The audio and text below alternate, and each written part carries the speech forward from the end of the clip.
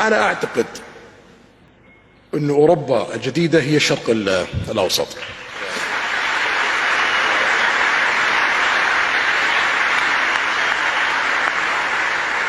المملكة العربية السعودية في ال5 سنوات القادمة سوف تكون مختلفة تماما. البحرين سوف تكون مختلفة تماما. الكويت، حتى قطر على خلافنا معهم لديهم اقتصاد قوي، سوف تكون مختلفة تماما بعد 5 سنوات. الإمارات، عمان، لبنان، الأردن، مصر، العراق والفرص التي لديها. إذا نجحنا في ال5 سنوات القادمة سوف تلتحق فينا دول أكثر، وسوف تكون النهضة القادمة في العالم في 30 سنة القادمة في الشرق الأوسط إن شاء الله.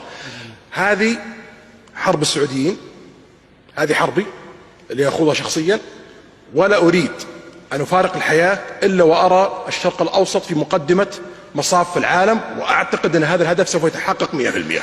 الله يعطيك طول العمر يا سيدي.